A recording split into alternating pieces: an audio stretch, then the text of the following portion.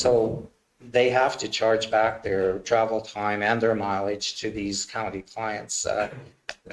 Clients in town are not charged any mileage, of course, or travel time, but the county residents are. So they would like to make it more fair or even playing ground so people can stay in their homes longer in the county as well.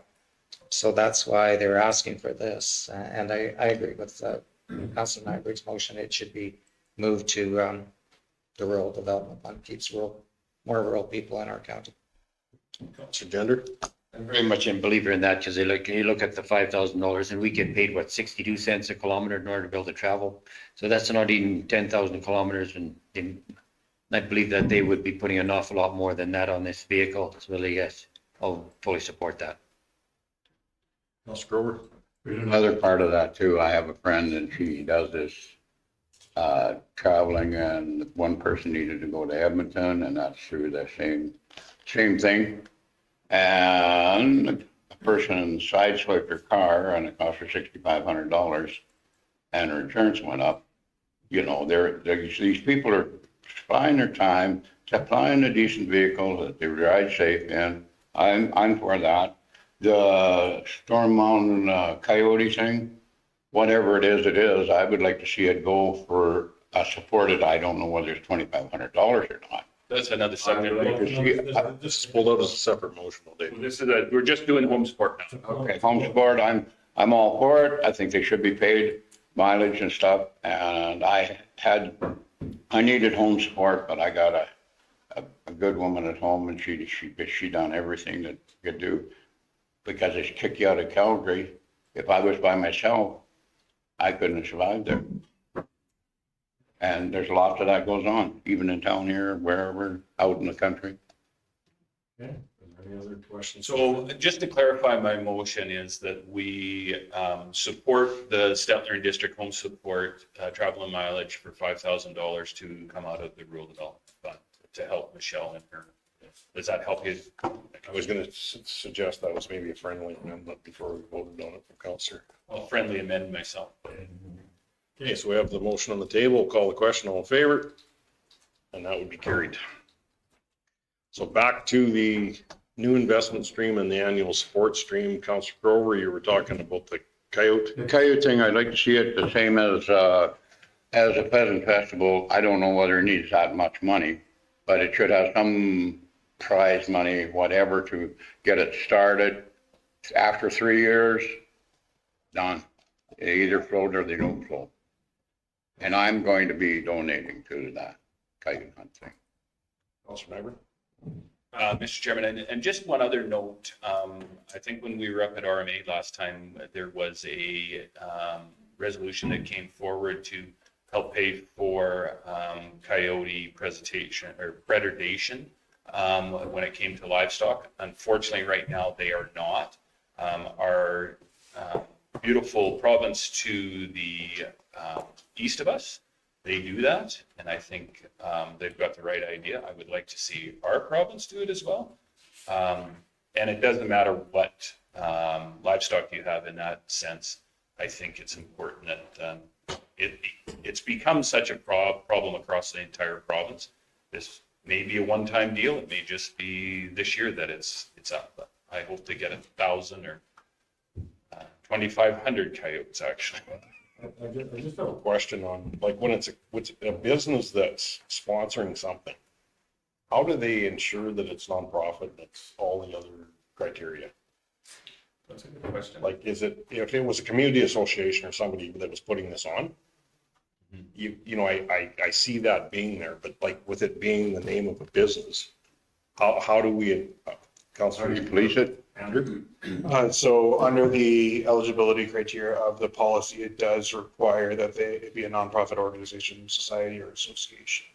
It doesn't really account for the idea of a business applying on behalf. However, our forms and our definition of an association has been a little bit looser, where you'll note on some of the forms here that nature of your group could be an ad hoc group of citizens.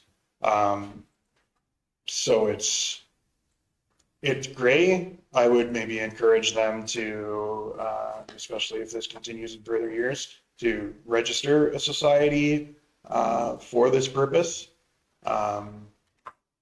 But it is within council's discretion, depending on your level of. It's pretty similar to the Board of Trade, though. Yeah, it is. I just was sitting there thinking with the Board of Trade. But I think you have to be very specific, I can't say that word, in the letter saying what the funds are for. So, Mr. Chairman, I think if you scroll through, there's also the application that goes out, and did they put the application, or I was looking at it somewhere else? Yeah, that's it right in front of us. No, the application to join the hunt. Oh, the poster? Yeah, and I think their prizes that are gonna go back in are, they basically, looks to me like this is just sponsored by these guys and they're kind of heading it up. I don't think this is the business themselves that's doing it. Go back, because yeah. Just as we lay rules out. Yeah, no, I don't disagree with you at all. And in Councilor Stevens? In their application, it specifies that they're looking for grant money to help with the bank. And I think that's a pretty non-controversial portion to support. Any other questions on other pieces of our, can you take us back to the main sheet that listed? Like we've got the Sherbrooke School Society, the Denelden District Ag Society, the Enmore Centennial Celebration for 7,500. So, Mr. Chairman, would it be advantageous for us to go through each one? Should the Sherbrooke Play School Society? I'm not sure where everybody else is on this one. I think they are actually a for-profit, are they not? I believe they are actually. An association, but they do have money, I think. They do a lot of fundraising, but I was under the impression that they were Yeah, they're not for I don't think they're So cheap. when it gets into the play schools, I'm always a little, because there's one that is and one that isn't, or I think is how that goes. And who owns the building where they have their play school and stuff? It's Clearview, I think, actually has that one, right? Oh, right, yeah, because there's two that we always get confused. The rest is, Yeah. One's on, Okay, so, according to their site, Sherbrooke Play School is a non-profit society. okay, good enough then. And then, the Denelden District Ag Society 50th anniversary, this is a one-time situation. This is exactly, it fits the criteria, correct? Okay. And more Cultural Recreation Society, as much as I think that's a good organization to be part of, 7,500 seems a little high for me. That's just my thoughts on that one. So, if I may, Mr. Chairman, I think the Special Rec Fund did fund part of that celebration by sponsoring a mural for $4,300. Yeah. So they have had some funds, but I think this is more for the actual celebration day. Yeah. okay. And then the annual support stream, the Big Valley Kids Christmas, we've talked about that one not being open to the public, doesn't fit our criteria. The Stettler and District Home Support, we've moved. And then the Stettler Board of Trade, I think I'm in agreement that we put that one on hold. So we could basically take that $9,000 out of the kitty, correct?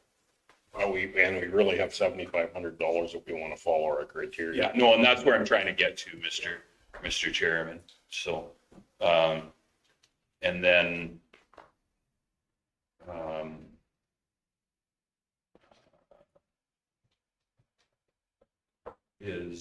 just, bear with me here, I'm doing some So if you went with $1,500 for the Storm Mountain, you went $1,000 for the Share Bear Play School, you went $2,500 for the Nelda District Agricultural Society, which would give you $5,000, and then that would leave Bymore Centennial Celebration with $2,500 would be there.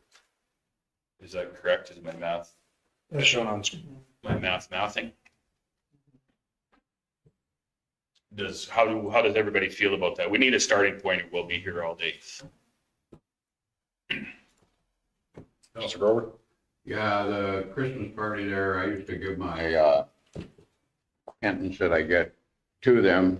And then when they turned kids away and didn't have a candy bag for them, I said, well, you could have come to me. I would have give 250. I'd give you 500. Don't turn any away. I come from another small community, and they never try. Like, you didn't have to speak for your candy bag before you got it. So I went with, we have quite a few ropers in our deal and young people doing that. So I put my money towards there. Because, that charging and a family, there were 6 kids that went to that and didn't get, what do we become like? But that's the younger group maybe doing that. I don't think there should be any limit. They never come to me for more money. I would have, the old, cattle price isn't that bad. We could give them a little bit, eh? And your Big Jack Classic, I think it should keep running, but I think it should be like Friends of the South Shore could start something out there. And I know one guy that has a old McDonald's recreation thing there. He'd be all over that. And they get recognition they get recognition for doing it. I'm not saying he put all the money in, but what the people that live there should be started. And I don't have no problem giving them money to, like the Peasant Festival, to get them started. And then after 3 or 4 years, they got a float day. And just so you know, I'm in support of the Big Jack Classic. But however, it needs to be. I think the town is a community that very much benefits from having that in their community, and the indication I'm getting from the town is they don't feel that it's that important. So I am going to be agreeing with them at this point in time. Just for clarification, Old McDonald's has been a sponsor every year. Yeah, I kind of figured, I already know that. I'm asking you, I'm giving a question that I already know the answer to. I know that Kevin sponsors it. So, Mr. Chairman, if there's The suggested numbers in front of us. if there's no real opposition, I would make it into a motion. Is there any debate on the numbers? Should anything be changed, or it would be 1,500 to Storm Mountain Outfitters for the Coyote class? Share Bear would be 1,000, Denelda and District Ag Society 2,500, Enmore Culture and Recreation Society 2,500, which would put us at the $7,500 for the first part of the year. Councilor Stillwater. I have a friendly amendment of moving the Coyote Classic to 1,000 and moving that 500 to the Bymore Centennial. So that way the 100-year would get $500 more than the 50-year, which I think kind of makes sense. So, and in retrospect, what I was looking at is that we did give them $4,300 already for the mural setup and stuff. So that community has had some donation from the county already to make it almost the $7,500. That's where I'm at on that. I fear we may get down into the weeds too much, because my first thought was move 500 from Denelda up to the Coyote, and then I was on board. But we're gonna get nowhere. So, Councilor McKay. Yeah, and I don't have a problem with it, and I agree with Councillor Justin there that Denaldo, we haven't changed their number, but everybody else other than the share bear, we've changed their number. So I don't think giving them the maximum when other people have asked for more is, you know, is as good as it can get. So we should move a few numbers around in that area too. So Maximum. would you accept the 500 from Denelda and move it to Wyman? Yeah, it doesn't, that way it works, I guess, sure. As long as, If that works with Mr. McKay? Yep. Okay, so 2,000 to the Denelda Medic Society. Wymore. Yeah. they all get knocked down except the share bear. Sorry, where was that 500 going? 3,000 would be the Wymore Centennial Celebration. Then, Mr. Chairman, I'll make that motion. Any other questions, concerns? Call the question, all in favor? And that would be carried. Yep. 7.4, request for decision, re-APCO streetlight Gadsby. Thank you, Mr. Chairman. We had a request from a ratepayer to install a new streetlight, and I'll let Greg speak to it. Mr. Reed, and you CAO Cassidy. So basically, I apologize, I do want to add, under options for consideration, there would be a second option, as always, is that council would be able to deny and direct staff further as to how they wish to proceed. We did have a request come in from a ratepayer in the village, or the hamlet, sorry, of Gadsby, for a street light to be placed on a currently positioned asset in an alleyway. Basically because that is the access point for the properties, due to the fact that First Street and Second Street are not currently developed access ways into their properties. Placing an asset on this pole would not set a precedence in the fact that there is a light also placed on a asset pole directly north of that, following the alleyway up north of Alberta Avenue as well. Under the ATCO electric invested option, they would be placing the fixture and installing it at no cost. That same program that we have for all the hamlets in the fixtures in the county of Stettler.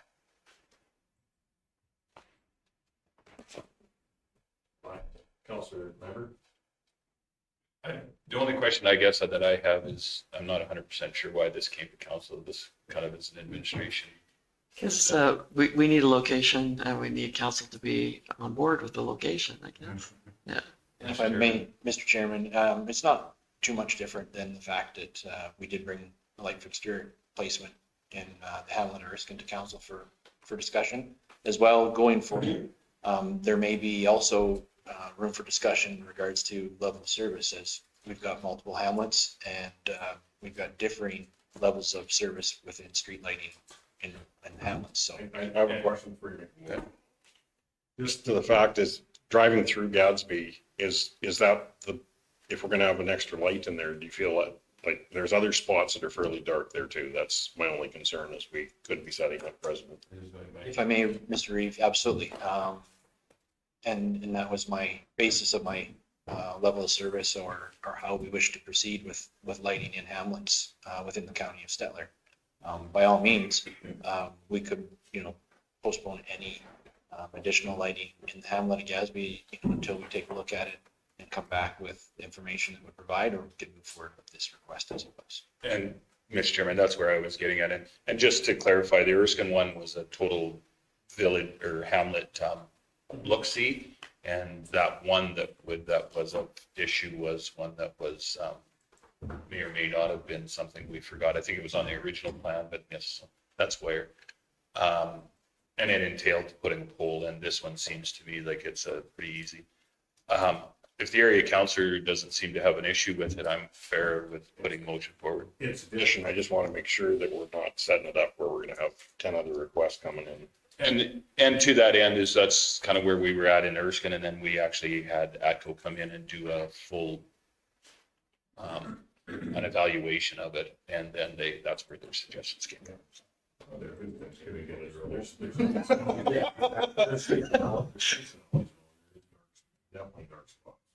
Yeah. If I may, Mr. Reeve, the location of this position for this fixture does basically illuminate from the area on Alberta Avenue where there is a fixture already in place, down that alleyway to the service those 3 lots that are developed residences. Is there 3? Yeah, 2 lots on there, isn't there not? One on the opposite side. Yeah, but they service from the opposite. Yes. Street. So the total bill is 3473. Is that total bill? Wasn't that high? I thought it was $1,000. $1,000 to put it up, but you're We talking. pay a little extra per month, and that's basically how we pay for it. Yeah. The installation is, ATCO takes care of that now that we're operating all our streetlights under that invested program. Cost us $30 and $35 a month to have it. And I do agree that for it to come to council, but maybe, I don't know if in our hamlets, if we shouldn't be maybe taking a closer look and just. So, Mission. What did that- My question was, I wasn't saying that was wrong. I just wondered if there was something I was missing in the concept of realistically $1,000 purchase coming to council. I was wondering if there was something else that I was missing in that. What did ATCO charge us for that at Erskine, like for that study? Is it as part of their service or? It's part of the whole concept of the 3 different phases. And so they didn't charge us anything because basically we ended up installing an additional 7 streetlights and changing the light bulb, changing the light bulbs on most of them, and also addressing the issue along the highway where we had too bright of lights along the highway. So I'll make the motion that we go ahead with this one, and if there is a repercussion that we bring back and look at. If there becomes more requests, maybe then that's the direction we should go, but administration's discretion. Councilor Grover? Andrew, could you put the picture of that back on?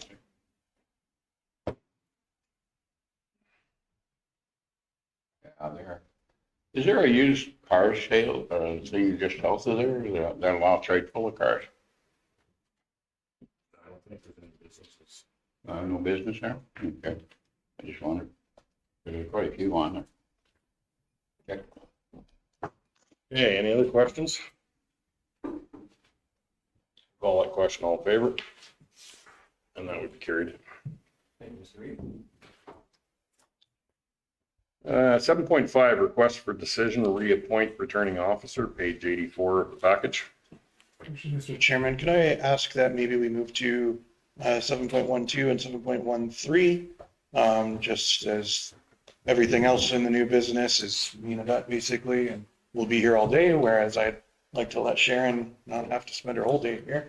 Oh, Sharon loves that. She just wants to spend time. Just hanging out. Okay, request, is that okay with council? Okay. 7.12, request for decision to read tax penalty forgiveness additions package, page 6. Thank you, Mr. Chairman. We received a request from the ratepayer asking council to consider forgiveness on the November 2024 penalty. The amount of the penalty was $563 and 37 cents. The ratepayer indicated that his ex-wife had not sent in or not forwarded the tax notices on to him. We have now received a new mailing address for him. He has paid the taxes in full. And so under section 347 of the Municipal Government Act, it allows the council to consider whether granting a cancellation or deferral of taxes in one particular case would be unfair to the other ratepayers that owe the taxes on a normal course.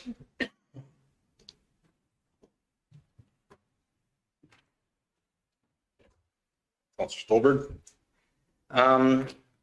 The ratepayer knows full well that taxes are due October 31st, and if they have not yet received their invoice, the onus is on them to check with the county and get the amount. So I prepared to make the motion that for option 3, that we advise the ratepayer that that request has been denied.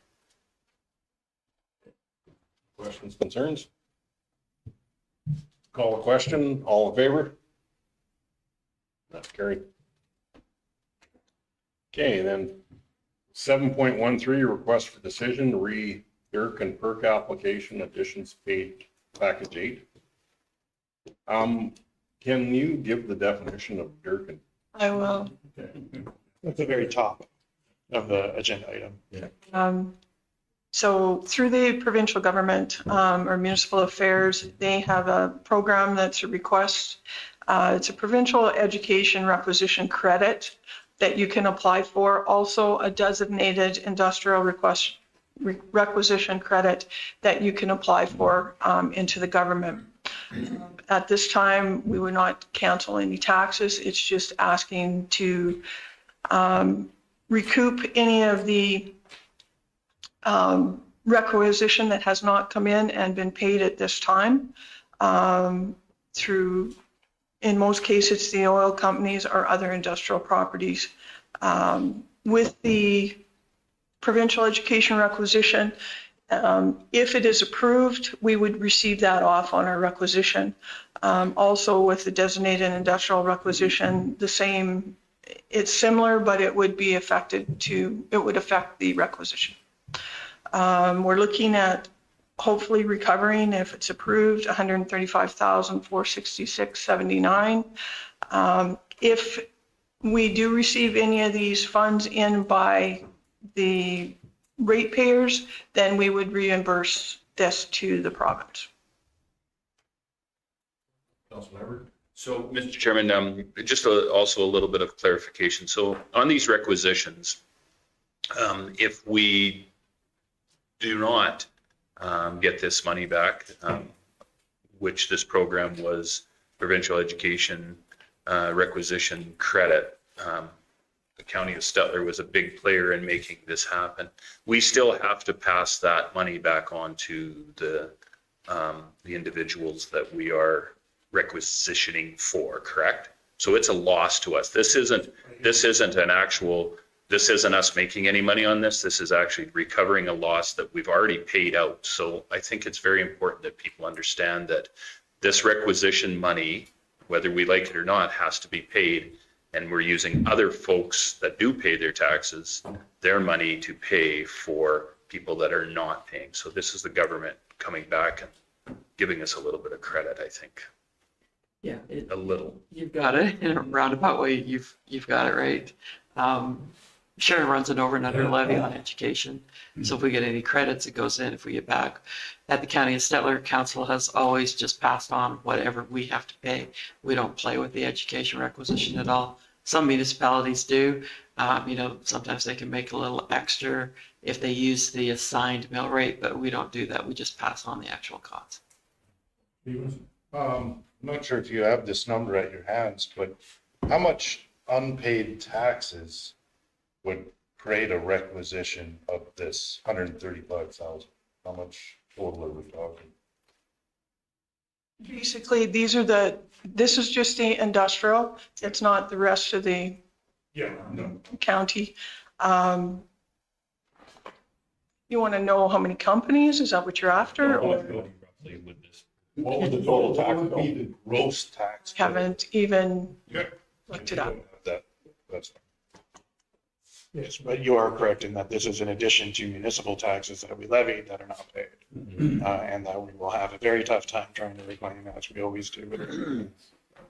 As down the future, if some of these companies go into insolvency receivership, then we may be looking at canceling the balance of the taxes. Yeah, and that's something we've tried to make quite clear in a lot of our tax laws is these additional requisitions that we do collect for. As CEO Cassidy's indicated, it's basically non-profit for us. We charge exactly what we have to pay in. We're nothing more than a bank. But in that sense, we have to collect it, we have to pay it. There's no option, and this is just to recover what we've paid that we have not been paid for. Councilor Stevens. I'll move that we go with staff recommendation 1.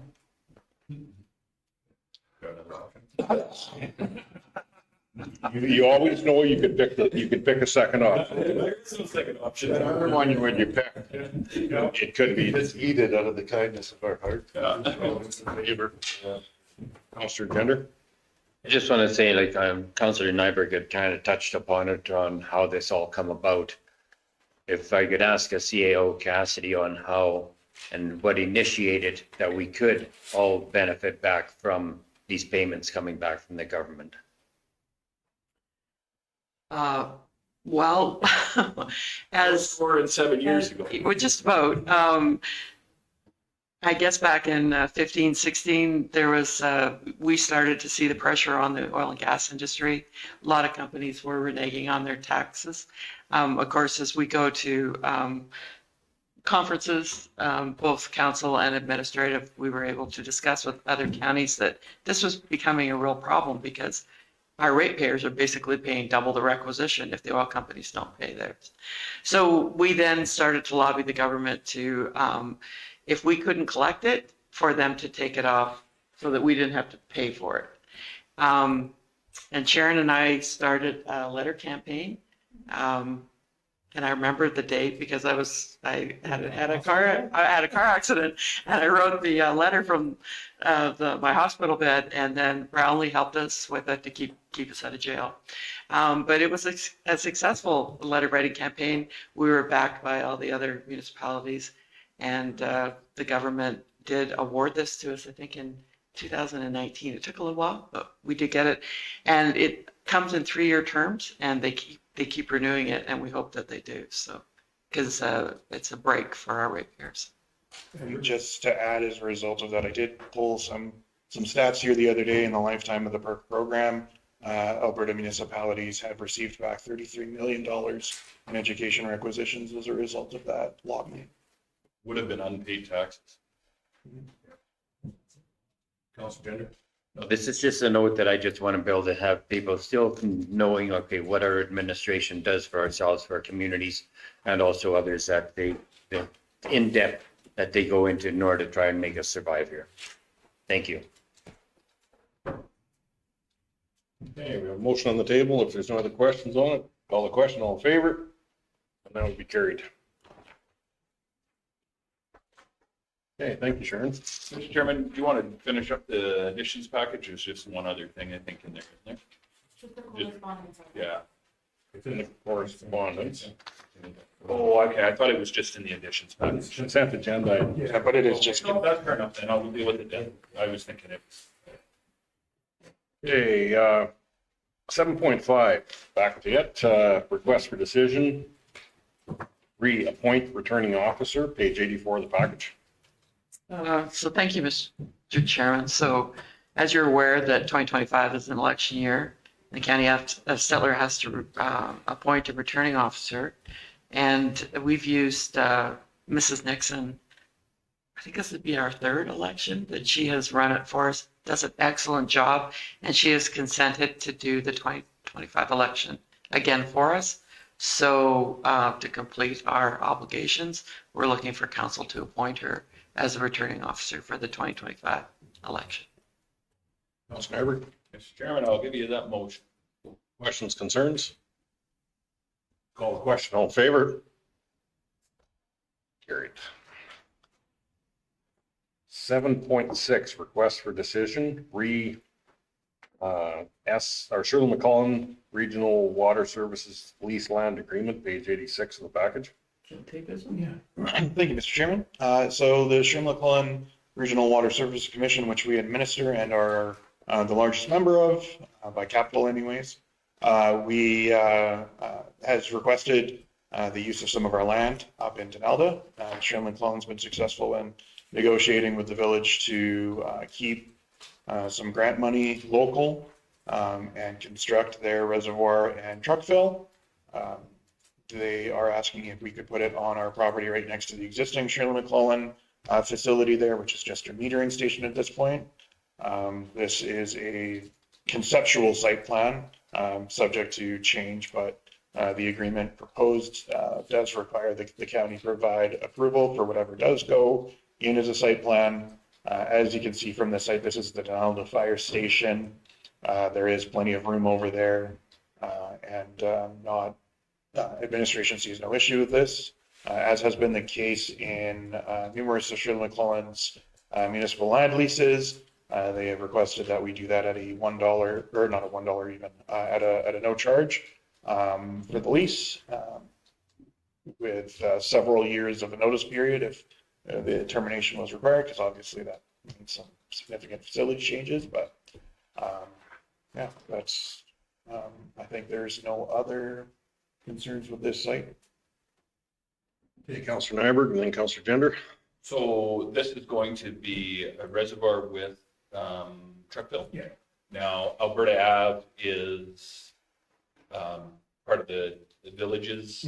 So do we have to get into a road use agreement with the village? They don't have, their general traffic bylaws don't require the concept of road use agreement. And the official administrator that's in place now has actually, the initial request came from the village that it be over here. Originally, the concept was further east off the green space, but the community had indicated a desire to save that for future recreation expansion.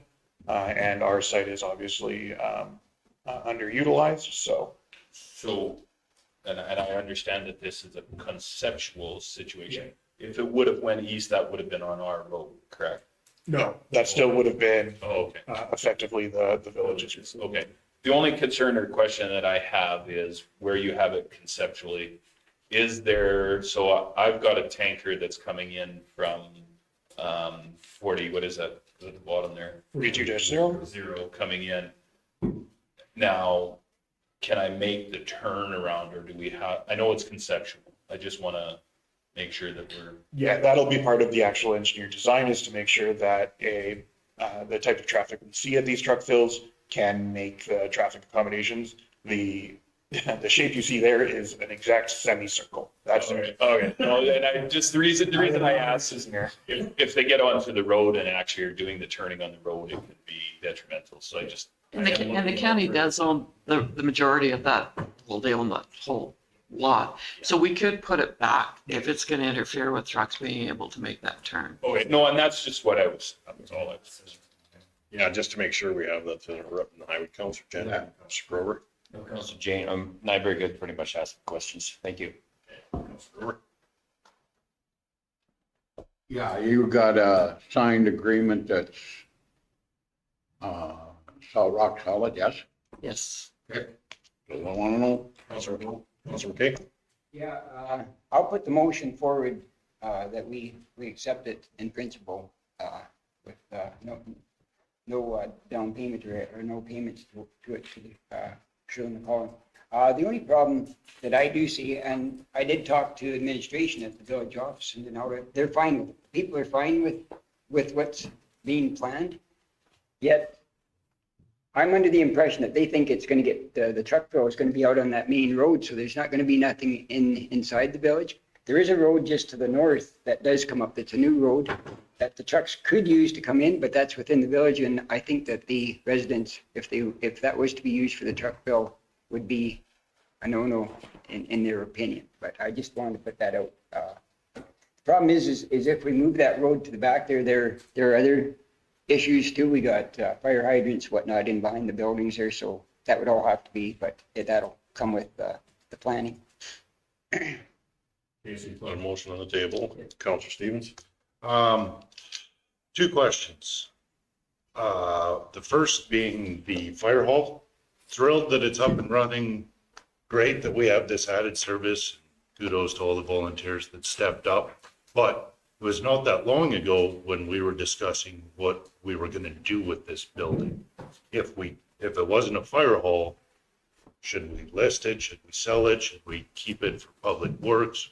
What was the purpose? So my question is, in the event down the road, 10 years from now, the fire hall doesn't have volunteers and it has to close, is there enough room where we could subdivide and the options open to potentially look at selling that shop if we needed to? That's a pretty big lot. Yeah, I would follow the fence line here and either extend it straight east or kind of jut around the. Yeah. I hope it never comes to that, but I want to have our options open. Yeah, there are no bay doors on the north side of the building. So even if this yard had to be minimized, you don't need a lot of circulation. You would just need to satisfy a rear yard setback at that point. Yeah, we do have the fuel tank and that place basically for public works if they need to store something there, fenced off. But if we were looking at getting rid of it, we could definitely remove the fence. Okay, perfect. Next question. Does this include a pumping station that would service the village? Yes. A reservoir that will basically service the village of Denelda plus a reservoir for the truck fill. It'd almost be identical, or the current plan or the 10,000 foot overview is largely what's in Erskine. Potentially smaller footprint for the building, though the reservoir capacity would be very similar. And the truck fill service would be pretty well identical. Because if everyone in Erskine does decide to hook onto the water lines that are there and been installed, that reservoir will easily service Erskine. Okay. Do we have the option to have a different water rate coming off that reservoir? Because if we're, I mean, there's substantial grant money, which is great, but some of this cost will be incurred by the commission or the county as a So it is partner. It is exclusively the commission, and the agreement that the village came to includes a surcharge on the water rate. Okay, and that's the direction I'm going. It would take into account any power charges, you'd be recovering that cost plus. If you're not in on the initial capital, then that you're in on the back end and user. Okay, I'm happy. You sure?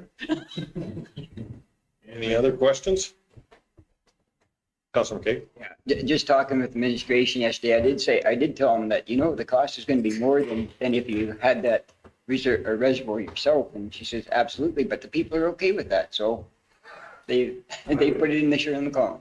If I could, I would challenge the specificity of that. I believe the cost to the residents should be somewhat equitable to if Denalda was running it. It will be slightly more than just a standpipe because there will be enhanced operating, but the intent is for surely to run it with that surcharge effectively reflecting what a municipality would typically put on their water rate. Just like we buy water for Erskine at, $2.91 and then we charge $3.05 or $3.10 or whatever. It's that gap that we would expect to see.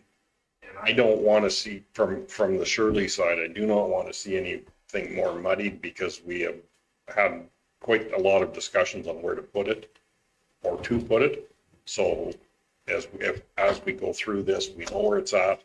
I mean, we do have, and we have a good supply of water for fire trucks. That's one of the main issues here too, I think, is that you don't have to go to Red Willow to fill fire trucks. You've got that full source right beside our fire hall too. So that is, even though some of the past mindsets up in Denalda was that you're just putting out a basement, it gives us a lot more potential to put fires out right in Denalda or surrounding areas. So, I think people should be very excited to know that we have that good source of water there and a good source of potable water.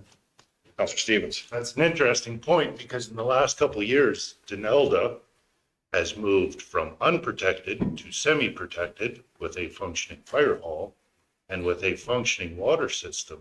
We don't have enough volunteers to move out of the unprotected classification. It's actually quite it's a 5-point evaluation. This will neither the fire hall operating as it is now, nor the addition of this reservoir would likely get them out of a class 5. They could potentially get to a class 4, 5 being unprotected, 4 being protected by a municipality who is protected.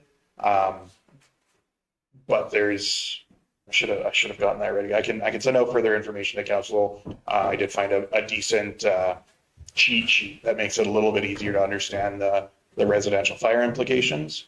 But these guys are still, the underwriter's not quite there yet, though with if you could get a few more firefighters that are on roster and regularly responding, plus they also require some upgrades their village infrastructure, before it's likely that we would see like a class 3 is where they would likely want to be to. Which though is a good point of conversation with their town residents, that if your insurance rates could drop because you had a fuller staff at the hall, we have a good staff now, but I mean, if you whatever number they had to pick up to, if it was possible, it benefits every resident in the town. I think the really good news story is it's the rural residents for the county of Stettler, even the county of Camrose, where our two big, our Red Roller Truckville is by far the busiest one we have. Erskine's probably second. White Sands has increased substantially because of the need of water in that area. We have one more area for that to be satisfied. So I think it's just all around. It's just a really good news story. Okay, Councilor McKay has a motion on the table. I will call the question. All in favor? Be carried. 7.7, keeping us on fire. Request for decision to regional SOP A150. No, pardon me. Regional SOP A-070 firefighter remuneration, page 92 of the package. So I will turn these over to Andrew, Mr. Chairman, but I just would like to say that these were written, they came to us in the town for approval. Then they were presented to the Fire Advisory Committee in November, which is what that committee's mandate is. It was very well done, I thought, and now you're seeing the end result. Yeah, so instead of coming to committee of the whole first, the fire policies, including standard operating procedures and standard operating guidelines, go to the Fire Advisory Committee, which was recently reconstituted under their new terms through the modernized fire agreement, in addition to the expanded Fire Advisory Committee terms of reference that you guys will see in a couple items. So the first one here is firefighter remuneration. Largely, this matches what we're already doing. So the schedule itself aligns with the pay rates we're charging. So approval of this SOG at this point does not represent a big change in costs.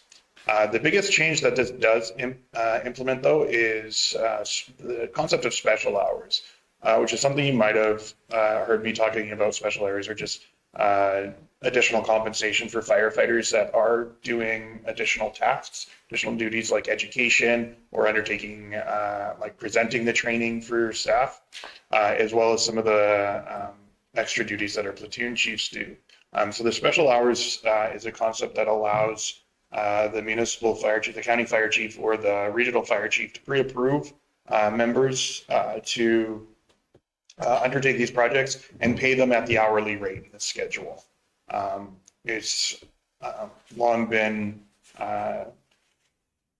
simply, the platoon chief's got $150 per month for all of the extras they do, and everyone else just, if you were doing more than training or responding, you were doing it on your own time. And while I think you'll struggle to find a firefighter who would say they're in it for the money, it's still reasonable to compensate them for the work they're doing, particularly when it can result in our own staff being able to undertake duties that they otherwise would not have time for if they were doing these things that our volunteers or our paid on call members are qualified for.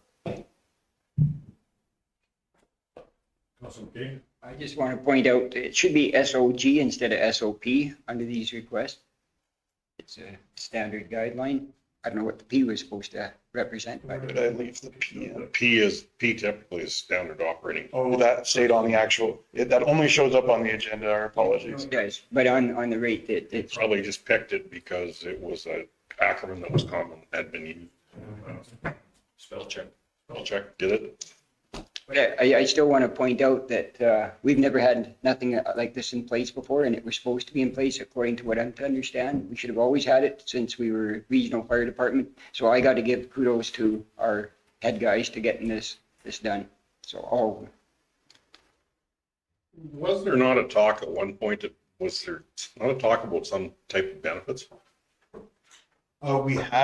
We've been struggling to find, yes, there was. That was To find one that can work. yeah, something outside of simply effectively doing a healthcare spending account. where the liability would just be shared by the municipalities for joint members or borne by the municipality individually for any municipal member.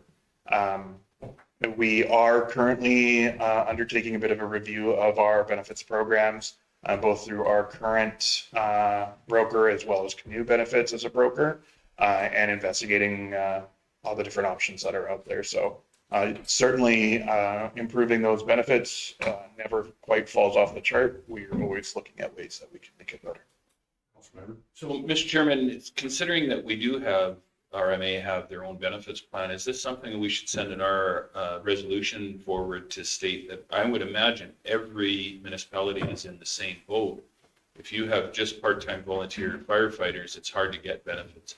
This might be something, and maybe it's not a resolution, maybe it's a letter to start with first, I don't know.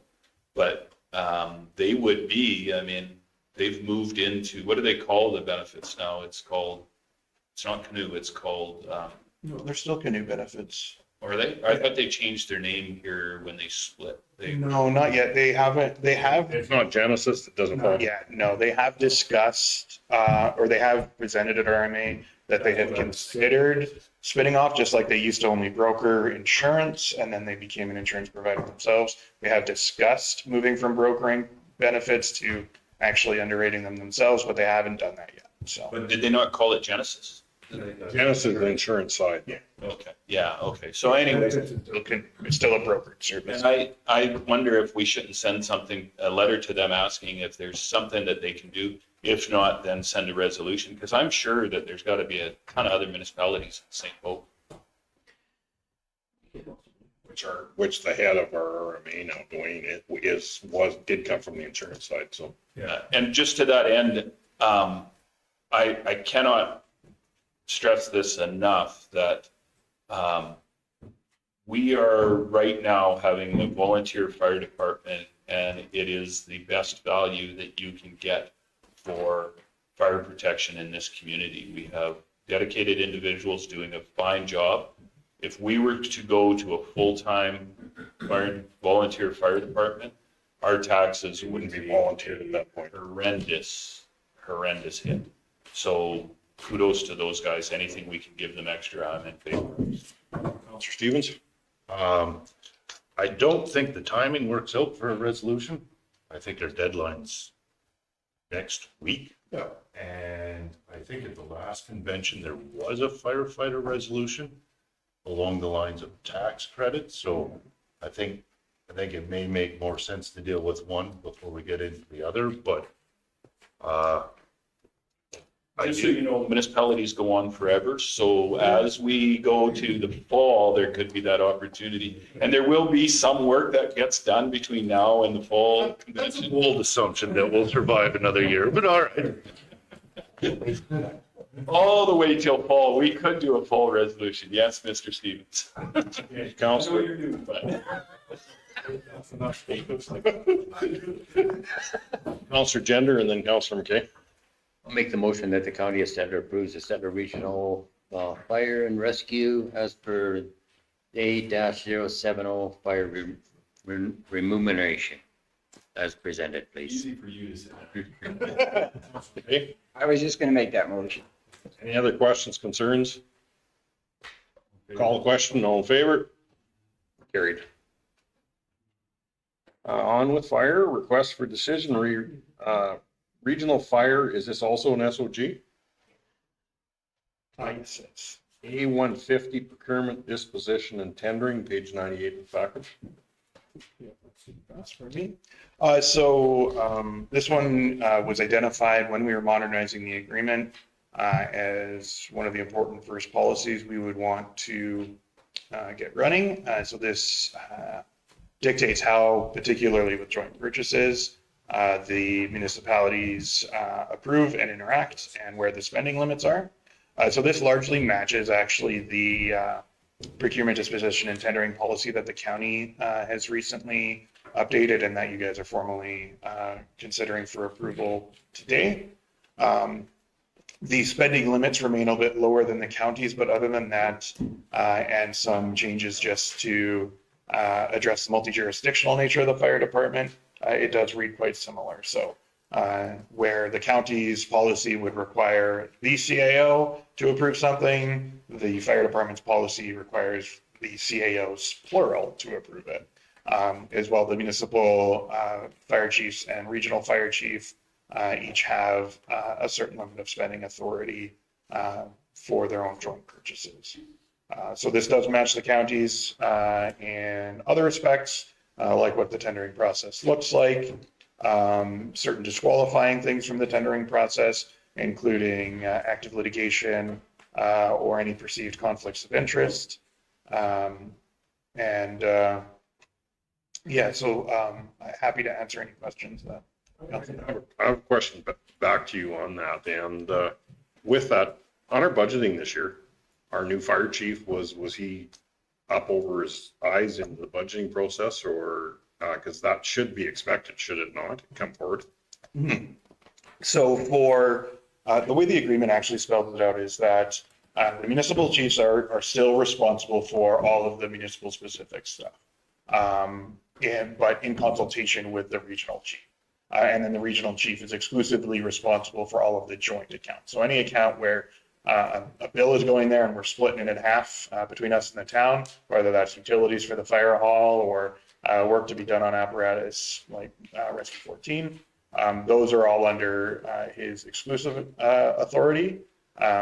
More practically, I think it's quite collaborative between all of the staff over at the fire hall.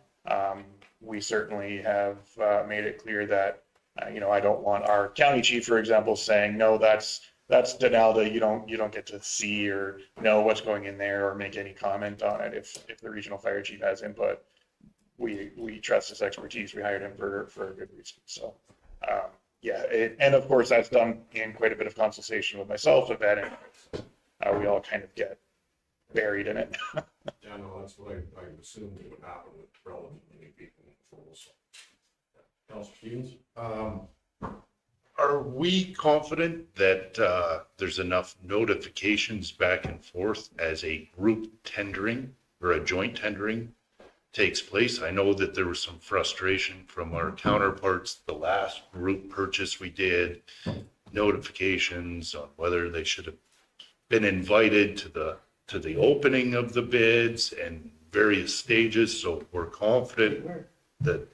Yeah, so we could you explain what a group tendering would be? Because I'm a little confused on. It's simply a tender, so a call for tender. What would it be? What would it be? Oh, something like a joint apparatus, like a squad vehicle, Rescue 14. Likely the next one you might see is renovations to the Station 1. The most recent one would have been a request for proposal for the architect for Station 1. Those are some of the types of things that is basically any capital costs that we share with the town of Stettler. And certainly we walked away from the last set of growing pains smarter and better. And so we have incorporated those in here. Particularly, I think the most important communication step that we've identified is simply the CAOs getting a chance to review the call for tender prior to it being advertised.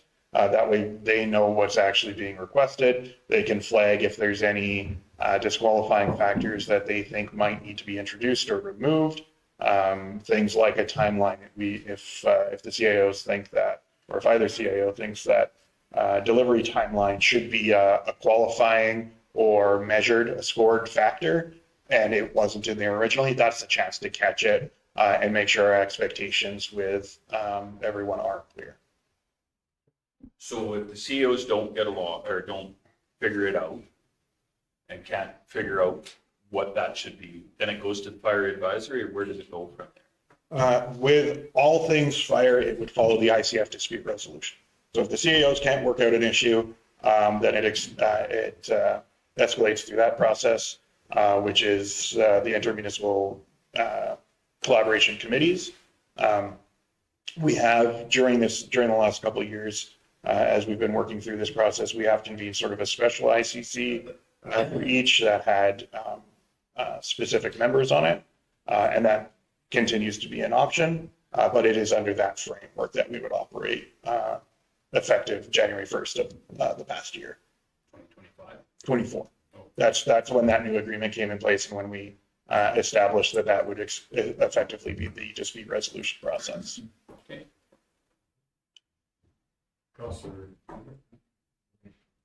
Like, I really like this. It really does mirror an awful lot of, like, what we were very much used to within the county. There was only one question that I had, like, when we were going through it, and it was, say, like, if we're disposing of any piece of equipment and it's jointly between the two counties or county and the town, the question was asked, whether we dispose of it, our response back from our CAO, we keep it. I'm sorry, I'm confused. I missed that. If you want to dispose of a piece of equipment and there's no agreement between the CAOs, you keep that piece of equipment. I see, okay. And it is. Well, it is agreed upon. Yes. Councilor McKay? I'll move that we accept Regional Fire SOG A150. Any other questions? Call the question, all in favor? And that would be carried. Okay, now 7.8, request for decision, regional fire SOG A-150 procurement disposition. No, pardon me. I gotta move down to 7.9. I apologize on that. 7.9, request for decision, regional fire SOG A-160 fire advisory committee, page 110 of the package. Did it take Christmas off or what? Just Well, actually, these all went to fire advisory prior Prior to to Christmas, and so we didn't get them on the agenda for December. That would have been a really quick turnaround, but we did get them on the agenda here. So his work's been done. He had a good long rest over Christmas. So this policy really just expands on the modernized agreement. It has some basic points in the Joint Fire Advisory Committee terms, what their duties are, what the expectations are, and some of the limits on their duties. This goes into slightly more narrative on that, but it does align with the joint agreement. So this does not introduce any new power or responsibility that wasn't already agreed to in the modernized agreement. Councilor Gender? Move this one, please. Questions, concerns? Call the question, all in favor? And that would be carried. 7.10, policy AF 6.17, procurement, disposition, and tendering, page 114 of the package. So this is the county new procurement policy coming for you. I turned this on. You might have to speak a little louder. Can you hear me now? Sorry. Thank you, Mr. Chairman. So this is the procurement policy, County of Stettler procurement policy. This has been in the works for some time. It has undergone a legal review. So I'll let Andrew speak to it because he was part of drafting that and played an important part in the legal review. Yeah. So definitely, we basically, the catalyst for reviewing this policy was the actual purchasing approval thresholds. We were finding more and more often it's tough to get away from an invoice that's under $5,000, and that was spending all day, every day, pretty well just approving of invoices when we have department heads that are perfectly capable of exercising discretion. So the first step we took was amending those purchasing thresholds. You can see them broken down in the table. If it's a department head, they used to be able to approve up to 5,000, or just shy of 5,000. Now that is 10,000. Then the CAO can do, used to be able to do up to 30,000, now up to 50,000. And then with documented competitive quotes for goods and services, she can approve up to 75,000.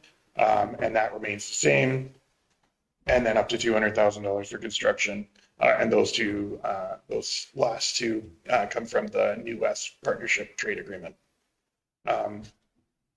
Then as well, we did, since we were opening this policy and it had been a while since we decided to take sort of a holistic look at all of the terms and make sure that it's going to protect us in the best case, or prevent us, I suppose, as well, from getting into any procurement disputes. So that's a lot of changes to wording to clarify the policy for everyone involved, from staff to the contractors and suppliers. And the advice we got through legal counsel was based around sort of avoiding disputes like they have seen in their litigation, and that if we do get into disputes, we'll be coming at it from the right angle. Council Stolberg? I'll move the policy be approved as presented, option 1. Any questions, concerns?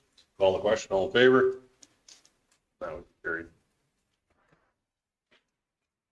And 7.11, request for decision, recounts the meeting schedule, page 125 of the package. Thank you, Mr. Chairman. So this has come out of a discussion held at a committee of the whole meeting where we were looking at either continuing on with our regular council meeting and a committee of the whole or moving to 2 regularly scheduled council meetings. Yeah, do you have anything you want to add? 'Cause it's totally up to you guys. Yeah. No, Mr. Chair, it just, for everybody's saying, this was brought up at the last cow, and unfortunately we do, we're getting to that point where there seems to be more business at hand on a regular basis from the county of Stettler. We are asked to task more and more decisions on a go-forward basis and timely decisions. Things seem to be going faster than the speed of regular government, which is good. I think that shows that we've given administration the opportunity to get some work done, and they're pushing it towards us on a regular basis, and kudos to them. So I think we need to help support that by having actual meetings where it's open to the public, where we can see where these decisions are made on a timely basis instead of, I think we may have had, did we have 4 special meetings or 5 special meetings last year?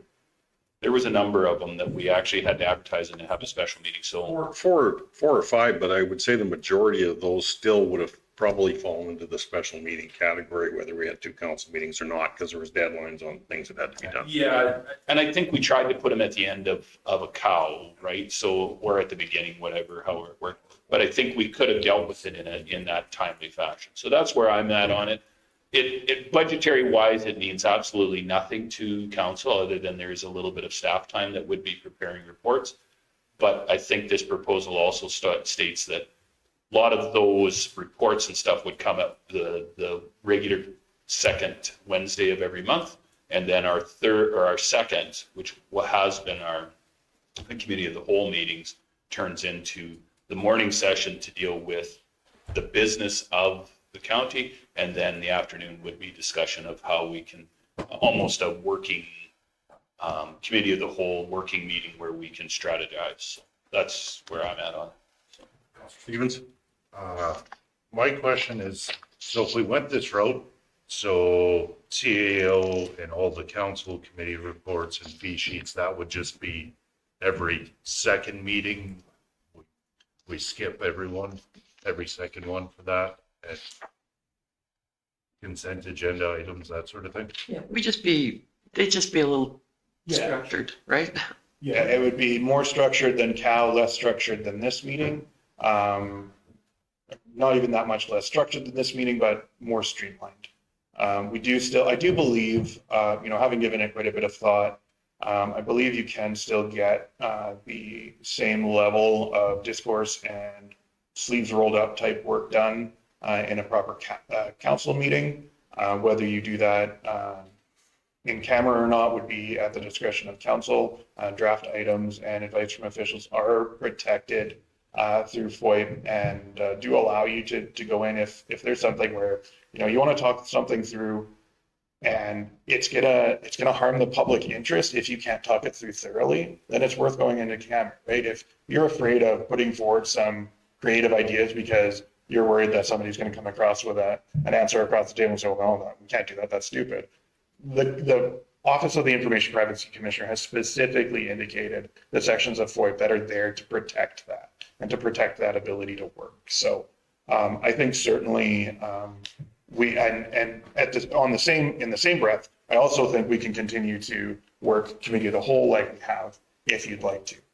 It is completely at the discretion of council. The administration doesn't really have any red flags either way. Councilor Grover? Yeah, I think it's a great idea to have 2 open door meetings so we can talk about stuff. If it's financial or personal, we always can go in camera, have it so that it's open to the public, and then we're above board and open and have, this live stream. And I'd make the motion that we do that. That'd be great. I just have to rebut a little bit on that. The door has been open in our committees of the wholes. It has been open conversation. It has been, there has been nothing in our committee of the whole meetings that, other than very open discussion and decisions coming back to council meetings. So I'd like to make that clear. And when we're being compared to other municipalities, we are very transparent here. Our communications director has made it very transparent. The only difference really being would be the YouTube section of our meetings. And that I've talked to a lot of other different municipalities. Some do, some don't. But on the other hand, a lot of them do like the committee of the whole for the fact that it is open. But if people do want to, if there's a burning situation, they want to come in and sit down, they can. So, you know, with COVID came and went, but I mean, you know, the open door piece is still the open door piece.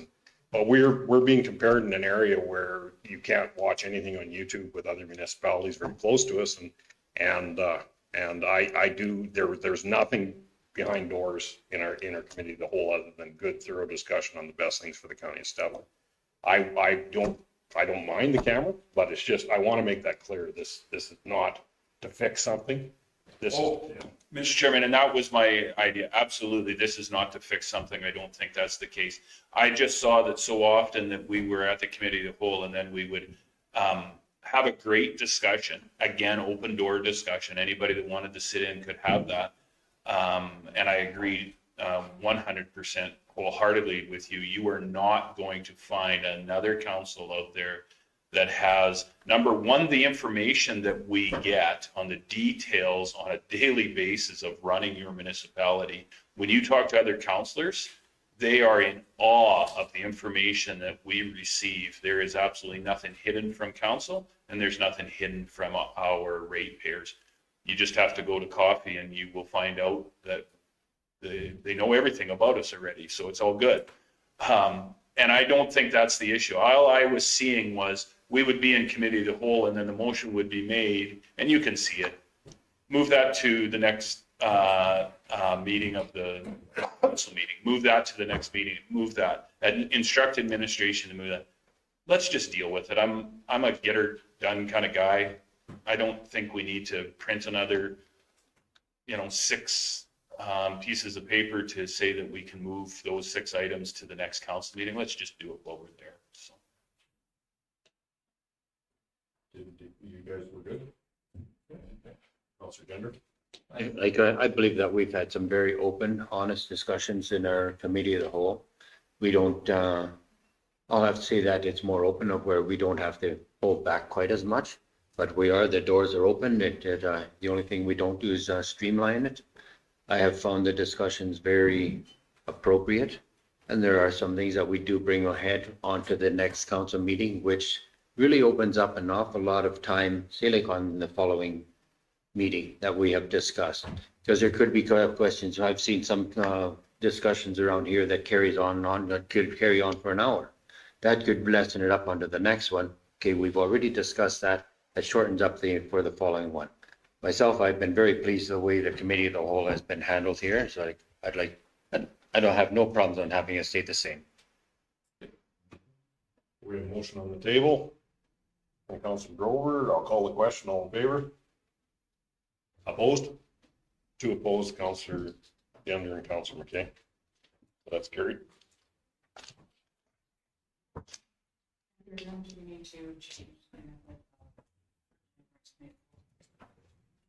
So the recommended motion there was to change the regular council meetings and cancel all regular committee of the whole meetings, which January would be a part of. I presume that Councilor Gender was including both portions within that motion. Councilor Grover. Sorry.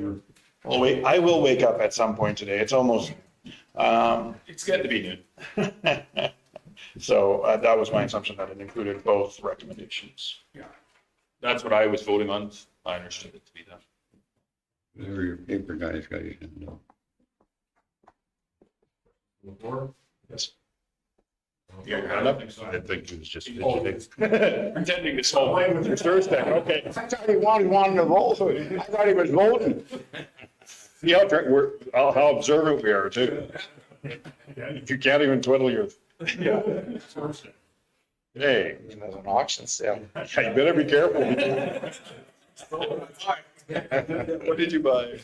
Brandon made that last motion. Yeah. No, I think the twice a month meeting is a great idea, though. It's just, like you said, the world's moving faster. Hopefully it helps with the public communication. Okay, there is no old business, there is no agenda items. Bylaw, 10.1 bylaw, 1734-24 amendment to the procedural bylaw for third reading, page 127. So I can present this one. In short, third time's the charm. A few times now. At the last meeting when we were considering third reading, Councillor Gender identified that the wording was perhaps a little too ambiguous and maybe suggested that a councillor could be removed from the office of council under the bylaw, which is of course ultra vires the authority of council. So we have amended that language to say, or office which the council has the right to appoint that member to, other than the office of reef, which again, as you might remember, I explained last time that the office of reef has special appointment circumstances where it must be done in an organizational meeting. So that's why we've excluded it. But otherwise, if council can appoint them, they can remove them. If they can't appoint them, even if it's as a function of them being a councillor, like a provincial committee, we can't go and say, oh, Joe is the president of Provincial Ag Services, we're going to remove him from that office. You don't have the right to appoint him there. You don't have the right to recall. Councillor Stevens, I'll move third reading. Just a quick question. What if the reeve was for whatever reason to step down? What do we do in those cases? So that does create a vacancy where the deputy reeve is in place. And I remember I did look up the answer to that and I'm blanking. I believe. I did ask you that last time and you didn't give me the. Yeah, so the reeve can, the vacancy can be, well, I don't even know if he could step down. I'll have to double check again. I apologize. I did look it up. Sucks to be you. You're here forever. Yeah. No backs. Whether you like it or not. Councillor Gender? Yeah, that's it. I don't think they have that power. It's a new buzzword, yeah.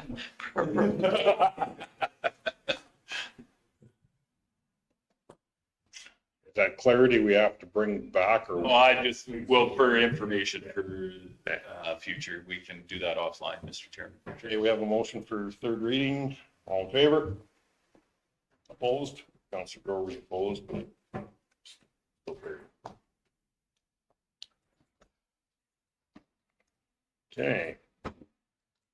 11.1, Chief Administrator's Officer's Report. Talk about transparency, that one there. So that's what works on that. Is there any questions to our CEO? We've had some questions on some of the financial reports that were answered, but as every other What have you month. been doing? Like, seriously? Last month it was 2 pages long and No, I'm just wondering, what do you do personally? Like, do you get any time off? well, yeah. I thought it was kind of slow this time. Any questions? The only thing she doesn't do is read meters, right? It's all electronically done anyway. Councillor Silver? I'll move the Chief Administration Officer's report be accepted. I just do one comment. We ran pretty hard going into Christmas with graders, et cetera. There's a picture of our display at the museum, which So before Santa got shot? Yes, it was. before Santa got what? Santa ended up laying down and so we went over to investigate and he had a big hole. Bad shot. That rumor out there with Santa being shot. Hey, Councillor Jenner? I was just kind of wondering, okay, that means that we have refurbished 104. How are we going to distinguish that in time, say like from, they'll just say it's kind of a new build? Do you put another number after it or letter after it? They'll just say that and then start afresh? Our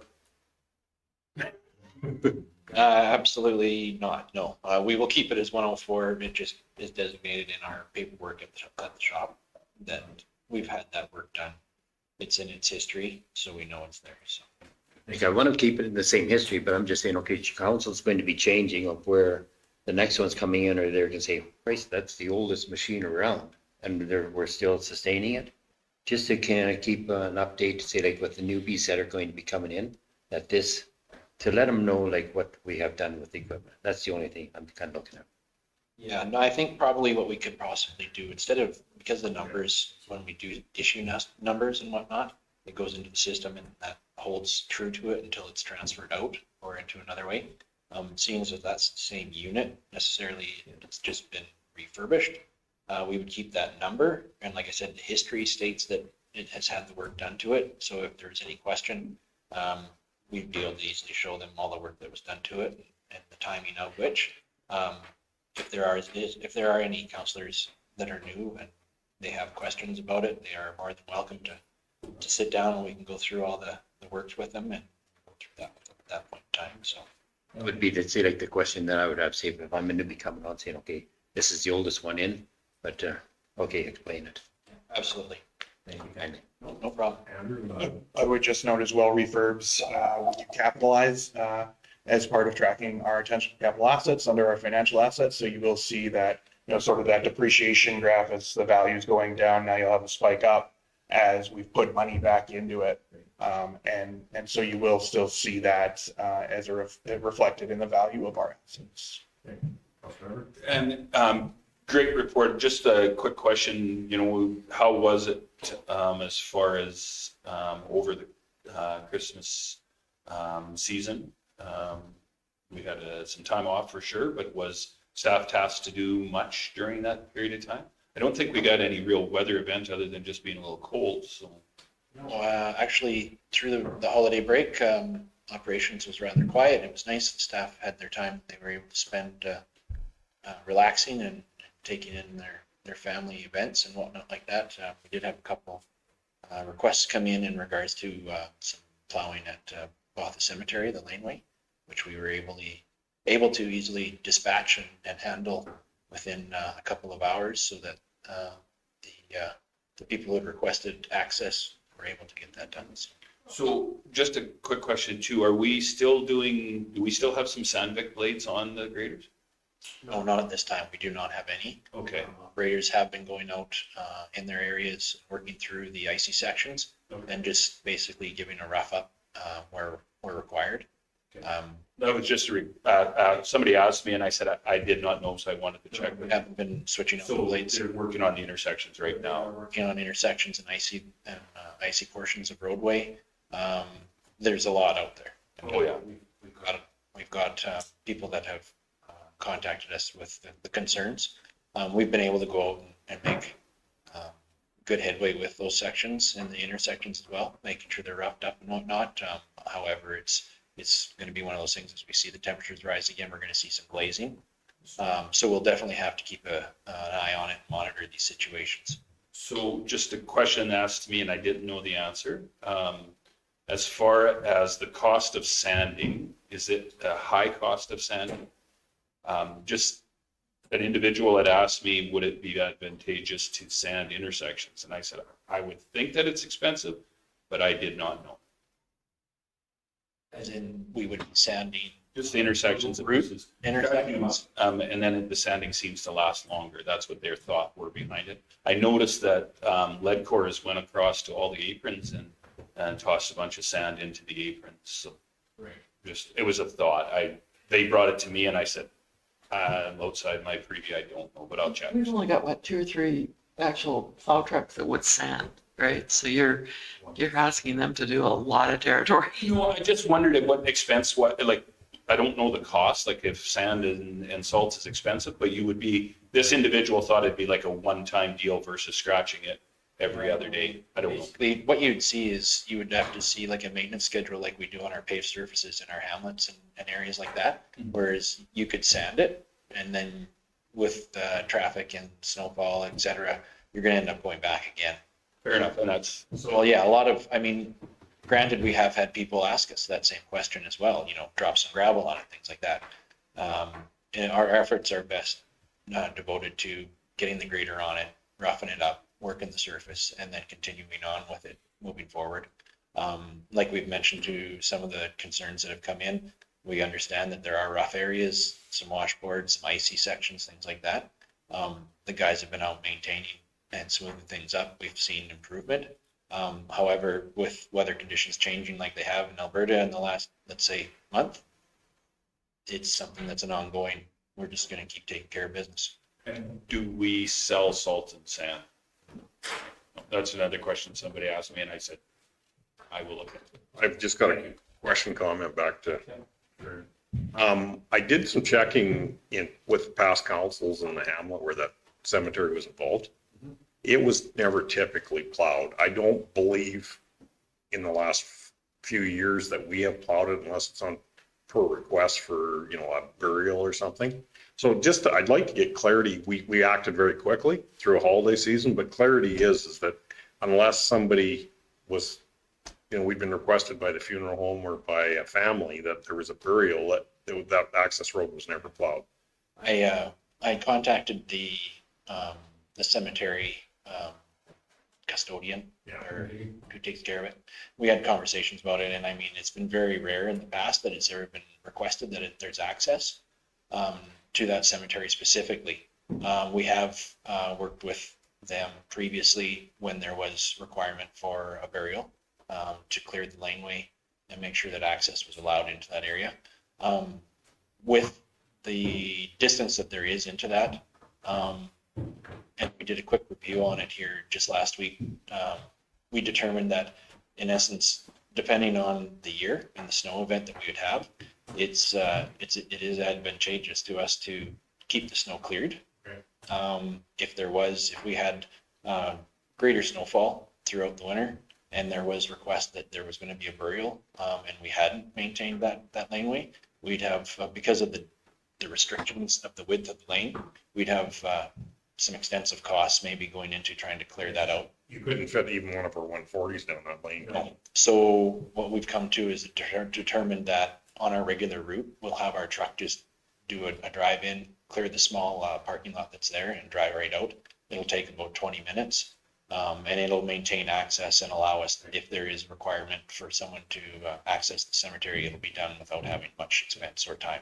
Okay, well, that's a change that is an acceptable change, but I just wanted it clear that was not normal day-to-day activity, and our staff had not dropped the ball or had by any means. And all the comments that we received back and working with the Ericssons, they were quite pleased and very thankful for the work that we have taken care of that cemetery and continue to do going forward. That's the response we get from my community on that cemetery. Yeah, absolutely. Okay, Councillor Stevens and Councillor Jenner. I just wanted to comment on the idea of mass sanding intersections on a broad scale, because it would have to be done repetitively every time we got another snowfall layer.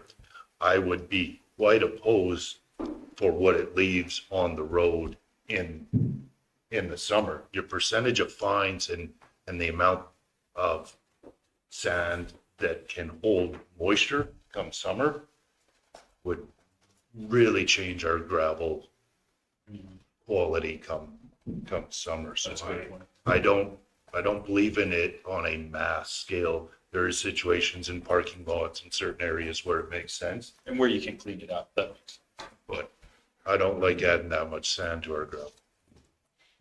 It was just a request. I just thought I didn't know. Councillor Grover.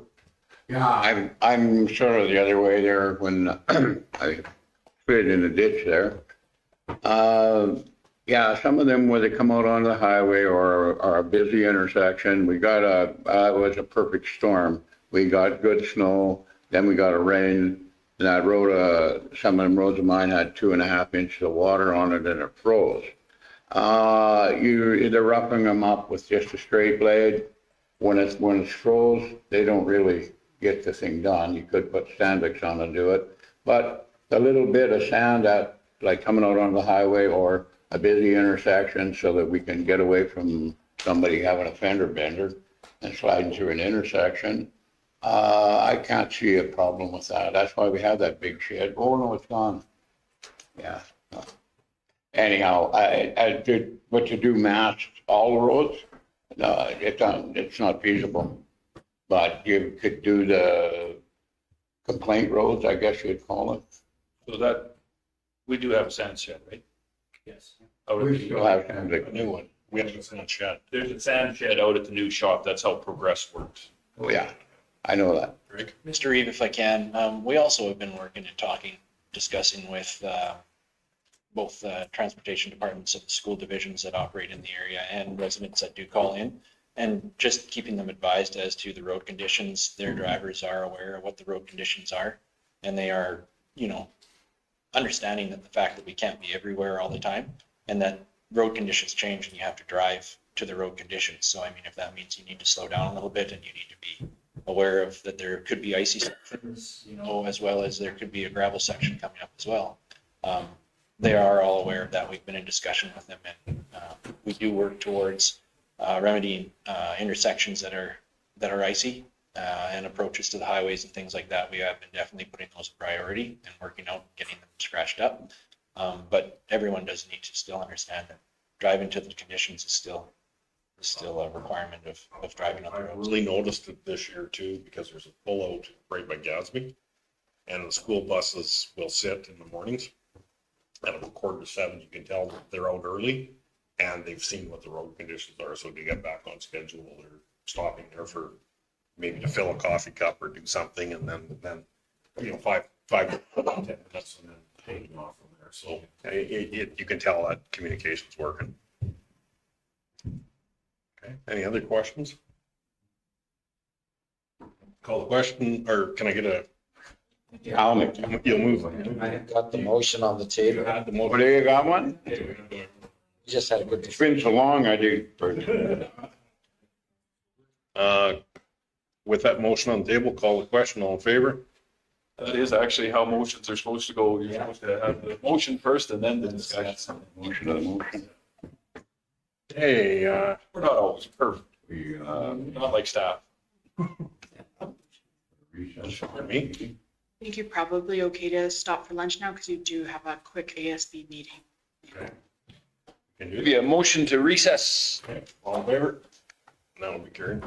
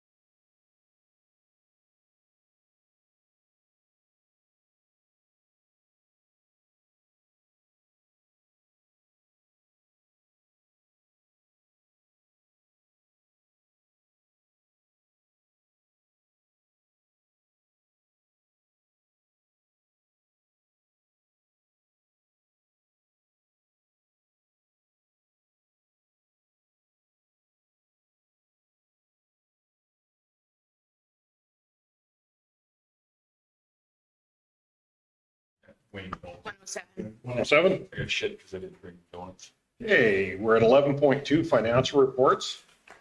11.2.1 accounts payable register. 11.2.2 a bank reconciliation, November 30th, 2024. 11.2.3 reserves, November 30th, 2024. And 11.2.4 year-to-date budget, November 30th, 2024. And that is pages 191 to 211.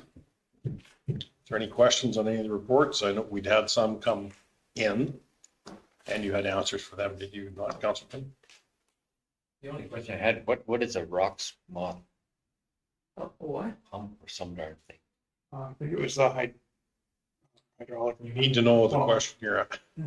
A pump on a gravel trailer, pump or a motor, I should say, on the trailer. Thank you. That was the skid steer trailer. There you go. Oh, yeah. Wrong type of trailer. I knew it was a trailer. There's a few out there to choose from. Councilman Everett? I'll give you a motion to move them forward. Looks good. No questions on them. I'll call a question. All in favor? And that would be carried. Counselor fee sheets, 11.3, page 212 of the package.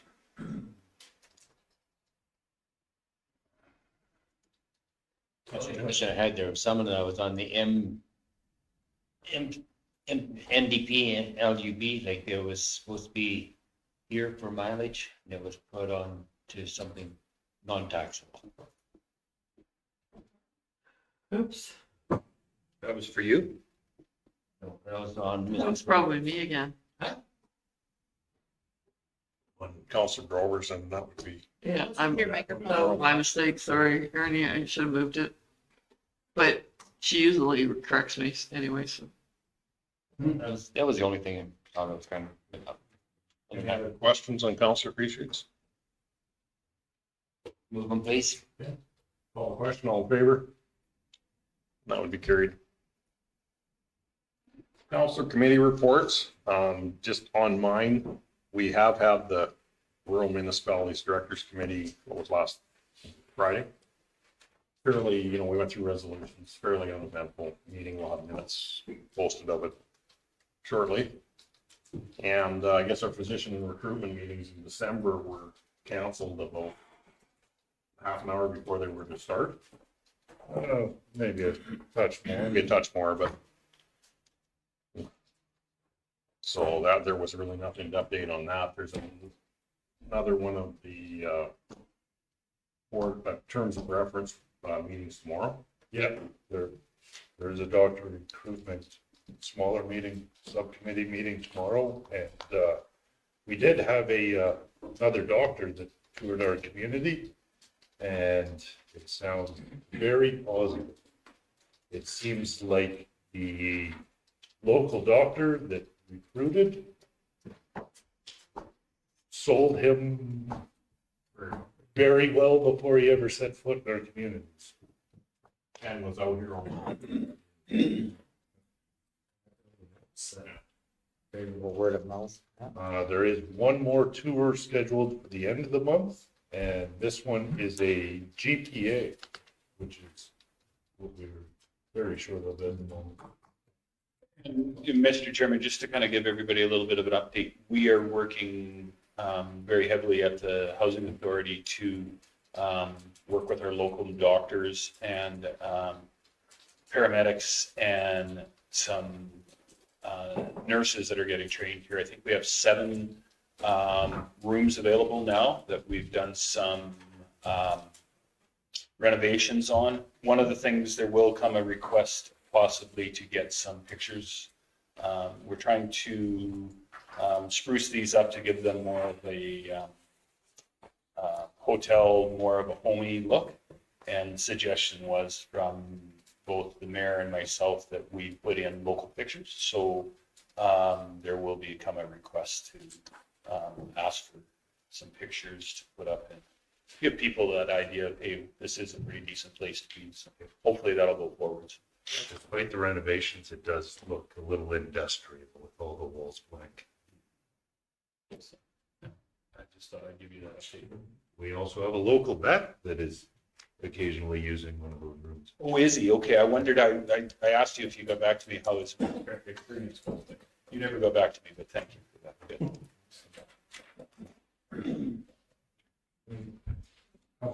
On the library one, if anybody is in the January cleanup mode and purging, they're accepting books for their book sale coming up in the spring, so drop them off at the library. Be happy to have them. You did one also on the FCS. Yes. Anything else to bring up on that? Councilor Stewart? I was just wondering why Michelle couldn't have made the picture bigger, but bloody page. But Oh, anyway. that one, yeah. I'm not gonna lie, it looks like Shelley is giving the gift to you. I saw the picture, it looks like you receiving it. But anyway, she's really happy for that recognition. She spent 25 years as a full-time employee with FCSS, and she started there. She worked there 2 years prior as part-time. Basically never left since. So, and if you read further in the notes, they do the dinner for the less fortunate, basically. And in Shelley's family, rather than buy Christmas gifts for themselves, they buy gifts for the people that really need them, and they present to them there. So that's what her family does. So I thought that was pretty cool. Any other comments to any of And the, I think kudos are to Superfluity. I mean, they, the FCSS got another $1,200 grant from Superfluity, and Superfluity supports so many organizations in this community, including Crisis Aid, which they fund monthly, but almost every organization in this community is benefited by Superfluity at one time or another. Let's maybe just talk a little bit more about crisis aid. I'm not sure everybody quite understands. Well, Crisis Aid is basically a catch-all for people that have fallen through the cracks and they don't qualify for any other funding assistance of any nature. It is not funded by municipalities or government. It is all locally raised money that's either dependent on donations or fundraisers. And so people, some examples are if people have a appointment out of the Stettler that they can't get to for medical or something, and they don't have the money to pay for a driver, they will help them with that. Or if they don't have enough money that month to fill their prescriptions, they will help with something like that. If they've been unemployed for a long time and they just landed a job, but they can't afford the gas to drive for 2 weeks to the job until they get their first paycheck, we'll help with things like that. They've been known a family that there was a 2-income family and one was without a job for a long time and they got behind on their utility bills and they were going to be cut off. They helped with that as well because at that point they both had jobs again, and rather than pay all those disconnection, reconnection fees, which they couldn't pay their utilities. So things like that. But the thing is, it's a one-time thing. It's not a crutch, it's a hand up, not a handout. So if you've accessed funding from them once, that's it. I mean, you just don't go back to the trough sort of thing. So it's helping different people all the time. But so many times they have to turn people away because they don't have enough money. So they were really fortunate in the, what was called the charity check stop this year. They were one of the benefactors of the charity check stop, and our county peace officers were a part of that. They took part of it too to raise or collect money that day, and people are quite generous, so they did gain from some of that, but it is an ongoing problem trying to fund it. Is that what you want? Yeah, no, I just think it's important that we get that out there so people understand, because a lot of people don't even know about it, right? So it's great work that FCS does as one of their, it really is a sidebar of their regular work, and a lot of it is done on a volunteer basis. Basically, the FCF staff volunteers all this, and so does the board if they need board input. It's all volunteer to Crisis Aid. yeah, we had a request for a mic check, so just Guess they're kind of in. Nikki. Checking. Hello? Checking. Counselor Grover? Mic check. What's that? Mic check. Hello there. Maybe people just weren't speaking close enough or is, I had hey, nothing to say. can I, Counselor Jen? This is for the ambulance, just to verify it, Councillor Stevens, so like when you go to a 12-hour shift compared to a core flex, on what the difference really is. Financially or service level? Both, say like financially, service, and say like for the workers that are there. There is a substantial increase in cost. We did have to bring on 4 more full-time staff essentially. So there was a substantial increase. That is covered off and being funded under our new pro forma. So it would not cost the municipalities more. That's blended into our updated AHS agreement that we are funded for as a ambulance association.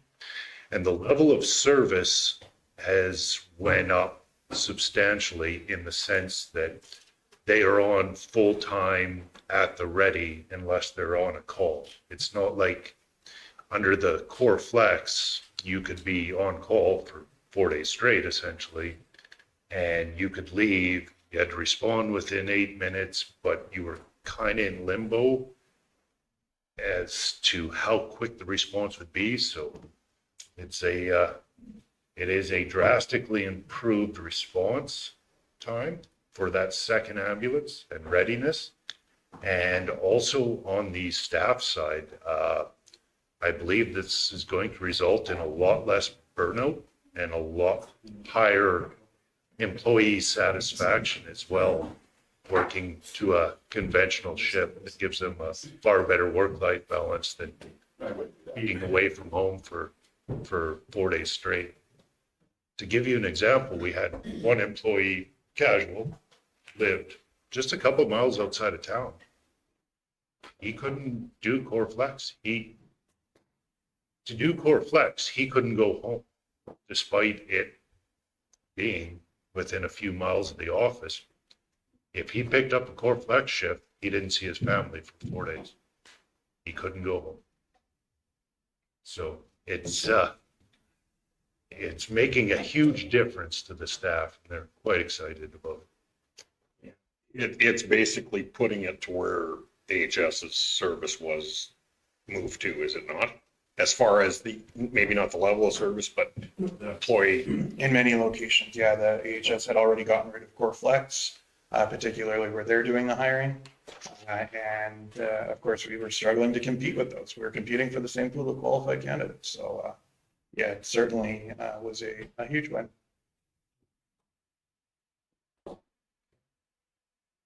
Thanks. Any other questions on reports? Somewhat lacking this year for this month, but Councilor Stewart. I was just going to move them if there was no questions. Okay. Call the question, all in favor? That'd be carried. Consent agenda items. I see we have Wild Rose assessment up on the screen. And updates on that is that About Rod's retirement. So he's retiring, I think, the end of February.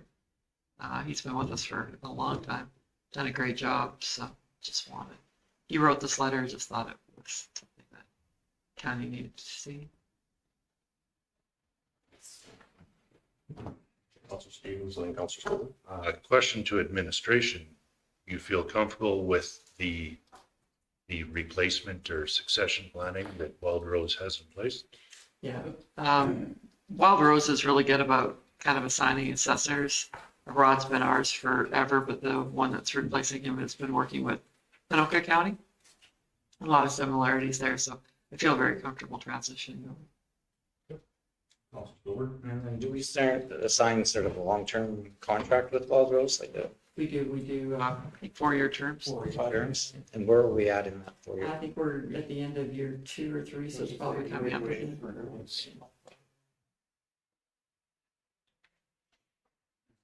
Okay, from an assessment basis, we have a contract with Wild Rose.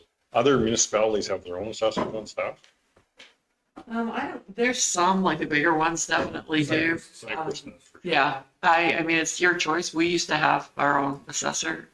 They all have to, don't have a lot of say. They have to be approved by the provincial government, or you just can't hire some guy and say, oh, you're the new county assessor, right? These guys are highly trained. And they're always up to date on, especially with the base modifiers and everything that changes from year to year. So yeah, we've just been with Wild Rose. There's a lot of continuity. It's like our auditor, right? We have a lot of continuity with Wild Rose. They know the county of Stettler very well. They do a lot of the counties and some urbans in this area. They're very familiar with the lay of the land, basically. So our assessments, I feel, have always been good. The one thing I've always liked about Wild Rose and Rod especially is ratepayers can call him. He encourages ratepayers to call them, and he will sit down and have a candid conversation with them, and he'll go through step by step why he assigned the value he did. It's hard to understand, especially when you're dealing with farmland and it's all regulated. They have no control over that. But he always would talk to someone before they took it to another step, which a lot of assessors won't, right? That's my ruling and my way or the highway.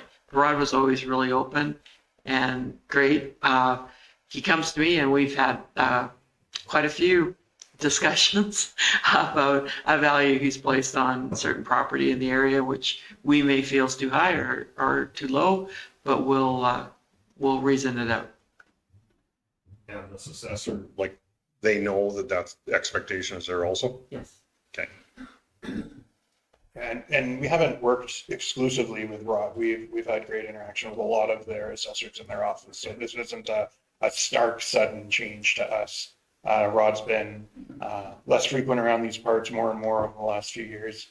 And he's done a great job of succession, honestly.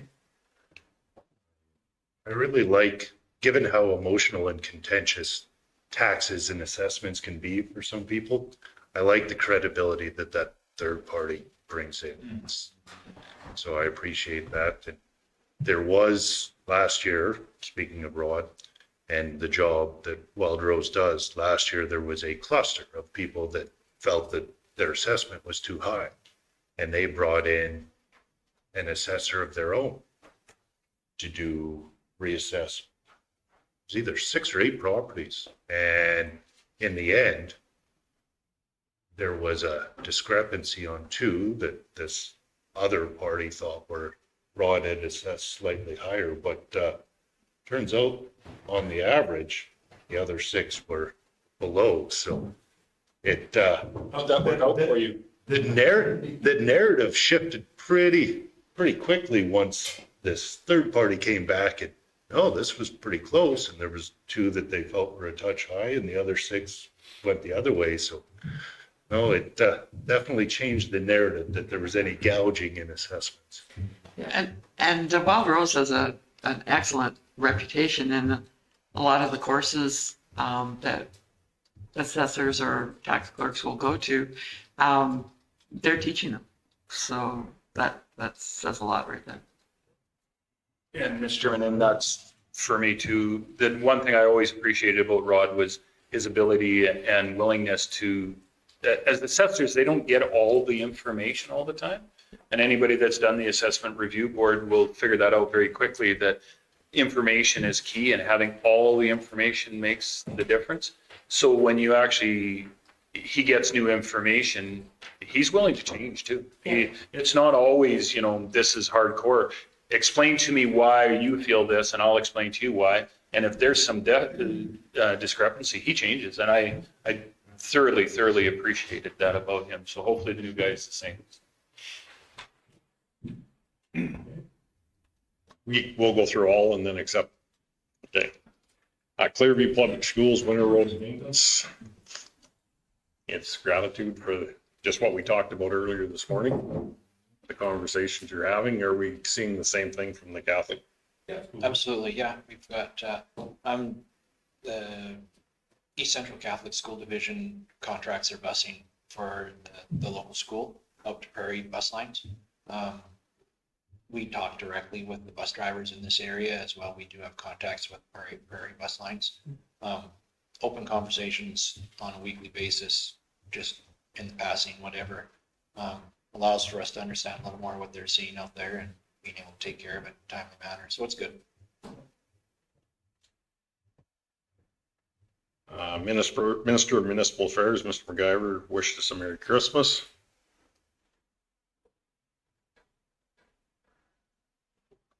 Red Deer River Watershed Alliance 2025 fundraising request. Yeah, so this is different than the Red Deer River Waters Users Group. But I went back because I was getting confused, like I couldn't figure out why this was coming in because I thought I associated it with the users group. But we fund the users group, but we in the past have funded the alliance a couple of times. So it's totally council discretion. We don't do Battle River. They've requested the same. They have a watershed alliance also, and we haven't funded them in the past. We have done this way in the past, but I thought I'd bring it to your attention. Mr. Chairman? Yes. I can remember going once to a one of their sessions over, I think it was Lacombe or Red Deer, way back when. And I think that's maybe when we last funded them. They have some really good information, and they put it into a really fancy book. I'm not 100% sure if the value comes to this table like it should. I mean, the book is very fancy. It's quite nice. And the work they're doing is definitely to be applauded, but I think the provincial government could do that funding more than necessarily us. So the information we get is, I'm not sure it's changing much for us.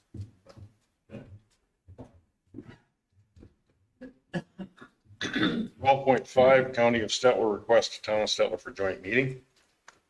And you have had a response on that, have you not? Yes, I forwarded it out to council. But for the actual dates or additions to the agenda, I haven't heard anything yet. Yeah, that's I think is important to get sat down as their closest working partner on the majority of things we need to get. Resolution at the table.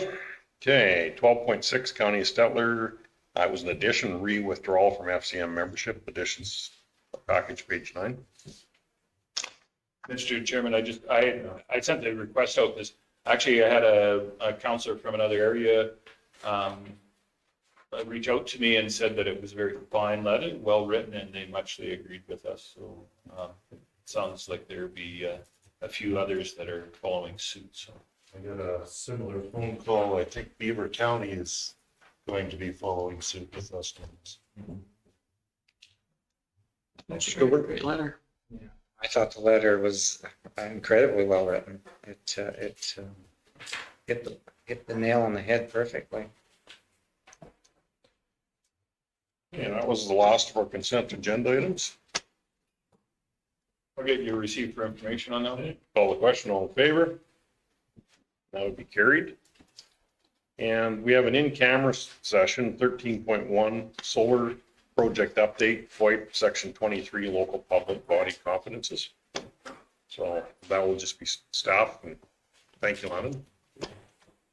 We'll be opening up after we're done here. And we'll be broadcasting again after we're done prior to. You don't think we have any further business for the day, so. Take the rest of the afternoon off. Thank you, Lennon. Thank you for coming. Same to you. Okay, It's good to see you, McCall. gonna kick some doors. I need the motion first. I'll make a motion that we go into camera. Okay. Call the question, all in favor?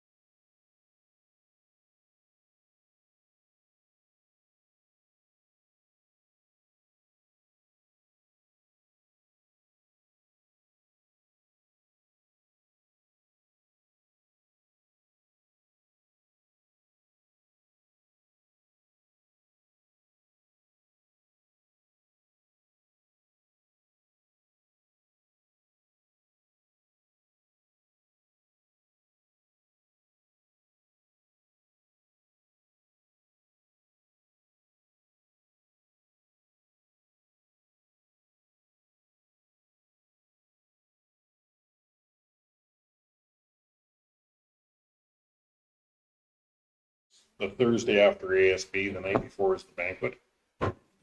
I am tied up to the city of Edmonton the next day. So they want to move it? I will be in a meeting the next day up there at RMA, so. So what about the week after? Could we just cancel that one and make our next one the regular one?